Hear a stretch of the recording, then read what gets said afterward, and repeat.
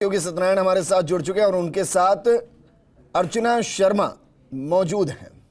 सत्यनारायण जी, बातचीत कीजिए, क्योंकि जिस सीट से वो एक बार फिर से मैदान में है, उस सीट पर 2 बार वो किस्मत आजमा चुकी हैं।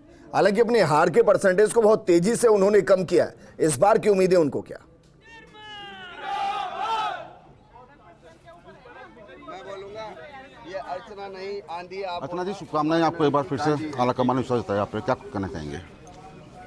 देखिए, जब आप काम करते हैं, पार्टी के प्रति समर्पित रहते हैं, एक डिसिप्लिन्ड सिपाही के रूप में काम करते हैं, पार्टी विश्वास करती है।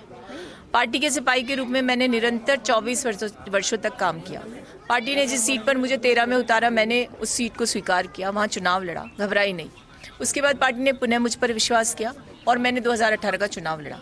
समय कम था, लेकिन मेरे सब साथियों ने मिलकर जिस मजबूती के साथ चुनाव लड़ा, हमने भारतीय जनता पार्टी के गढ़ को ढहाने का लगभग काम कर दिया था। उसके बाद हमारी सरकार बन गई। सरकार बनने के बाद पार्टी ने फिर विश्वास रखा मुझ पर और मेरी अनुशंसा पे अरबों रुपए के काम यहाँ हुए। मालवीय नगर की जनता को पता चला कि विकास क्या होता है। चुनाव जीतने का तात्पर्य भ्रष्टाचार करना नहीं, विकास करना होता है। मेरे प्रतिद्वंदी ने जब जब अवसर मिला तो यहाँ के जनादेश का इस्तेमाल अपनी बहबूदी के लिए, जनता की तरफ देखा नहीं। ये जो 5 साल निकले हमारे, ये कोविड से लेकर अब तक जनता के बीच हमारी मौजूदगी का एक साक्ष्य है। आप जाकर जनता से बात करके देखिए। पार्टी ने भी सर्वे के आधार पर मुझे प्रत्याशी बनाया है। 2 बार हारने के बाद अवसर मिला दुर्लभ होता है, लेकिन पहले इस सूची में मुझे ये अवसर देकर मैं समझती हूँ मेरी पार्टी की आला कमान ने मुझ पर विश्वास व्यक्त किया है।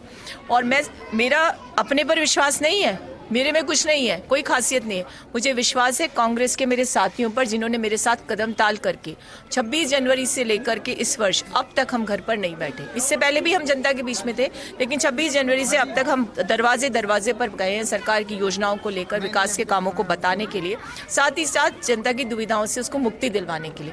उसी की परिणति है शायद कि सर्वे में मेरा नाम आया होगा और पार्टी ने मुझ पर फिर विश्वास व्यक्त किया। मैं धन्यवाद देना चाहती हूँ मेरी पार्टी के समस्त नेताओं को, जिन्होंने पहली सूची में मुझे इस प्रकार से घोषित करके मेरा और मेरे साथियों का मनोबल बढ़ाने का काम किया है।